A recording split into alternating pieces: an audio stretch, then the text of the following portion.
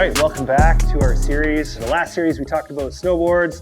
Probably one of the more important things as someone new on the hill is the boots and the bindings.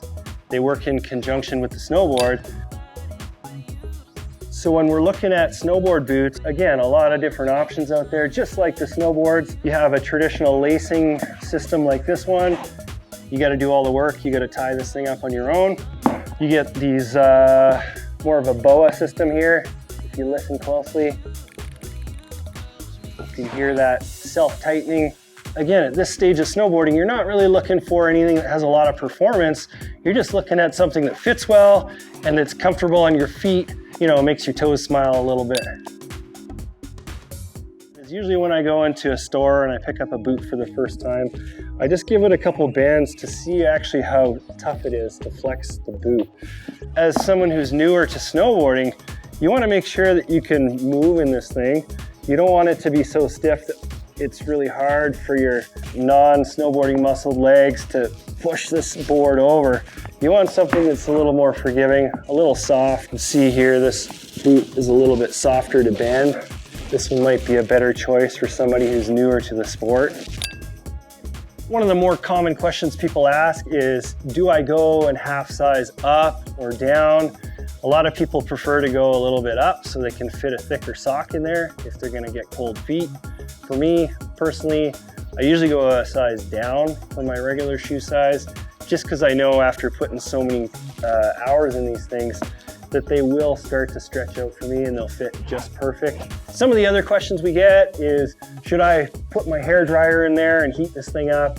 And maybe that'll help it fit my foot a little quicker. Just remember, like a lot of the boot, especially this inner layer, it's made of a foam membrane that can be quite sensitive to the heat. And the last thing you want to do is shrink the boot by accident, especially on a toe or two, because it's going to be quite painful. So looking a little closer into some of the binding systems, you have some of the models right now that are quite popular are the ones that you can actually just step into and click into. They work as a system with the boot and binding together. This would be your more traditional strap binding. So a binding like this, boot goes in, then the straps can be tightened accordingly. Some things to look for here as far as the way the boot fits in, just make sure there's not a huge gap there. For me, I'll never pick out a binding without having my boot with me, because you really want to see how the two are going to work together. So let's have a look at some of the different systems that mount you to the board here. Like I was saying about compatibility, these are probably the two main different mounting systems you'll see on the market today. You got this one that has a sliding track, and then this one that's just got the traditional kind of 4x4 hole pattern. Sometimes what happens is you'll get a binding that'll actually have these holes will allow you to put that in the track here, but it'll also allow you to put it in here. That's a good thing because then you're not limited to what board you can put it on. Sometimes you won't have an adapter plate like this, so you'll kind of be stuck with one or the other. So just make sure that all your stuff is going to be compatible and work together. So one of the things I really like about this traditional system here is when you mount the binding to the board, you get 4 screws holding your binding on, where this one you only get 2. This one here, the sliding track one, gives you a little more of that fine-tuning adjustability. If you want to make those bindings just a little wider or a little narrower, gives you a few more options than the traditional bolt-on style here.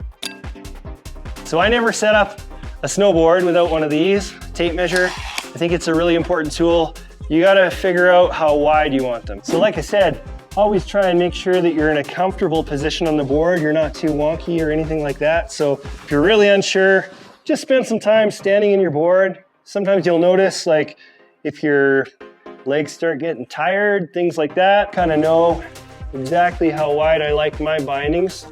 I'm sitting in inches at about 22 3/4. So right now I'm too narrow. So what I would do right away here is I would bump one set that way, one set that way, and measure again, middle to the discs here. Boom. Now I'm perfect. The other thing to consider are the angles. For myself, I like to just ride the same angles all the time. It doesn't matter what I'm doing. It's just what's comfortable for me. If you're trying to figure out what angles or what, you got these little round discs here, and they go in increments of 3. If I move it to the next click over, usually that indicates 3 degrees. So I guess as someone new to snowboarding, a bit of what we would call a neutral stance would help. So you don't want any crazy angles this way or this way. It's gonna put your legs in a bit of a weird position. So for my personal setup here, I put my front binding at 18, my back binding, what we would call -9. So that means with this back binding, it's just sitting out a little bit this way. So positive towards the nose, negative towards the tail. As we prepare to put these bindings on, just one thing to really consider here, it's a mistake I see a lot of people make, is normally this bigger side of this heel strap, you always want to make sure that's on the inside. Almost all the companies make it that way. So what I mean by that is you don't want to put your binding on backwards like this. When you're going to undo it, you're reaching inside to unclip it, and it's a little bit uncomfortable. And usually the binding is more shaped with your foot here, so you're going to lose a little bit of contact. Some trusty tools that you probably want. Screwdriver. Make sure it's the proper driver for the screw. Tape measure for me is an essential tool for sure. And the last thing that I always tell people is just take some notes about where you put your bindings. For me, I'll just type my angles and my stance width into my phone so I don't forget. Snowboarders sometimes don't have the greatest memories. So let's go ahead and just assemble this thing. Usually what I do, like I said, make sure I got the proper screwdriver, and then I'll just spin these in, and I'll keep them quite loose to begin with because you want that adjustability, okay? If it's not easy to turn, there's probably a problem with it and there's a reason for it. So before you damage your board, just take the screw out, get it to thread straight. I'll check these at least every week or 2 just to make sure they haven't come loose.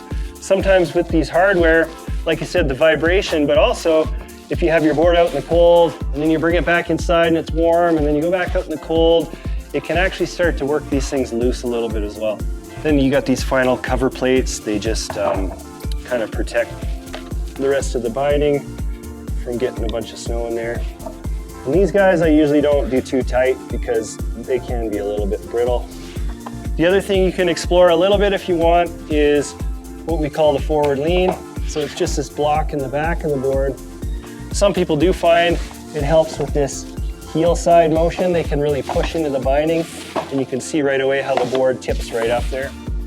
Right on. So that about concludes this series here. In the series we talked about selecting the right boot, making sure your binding and your board and your boot are all compatible together, making sure that you've got your binding set up in a good spot on the board.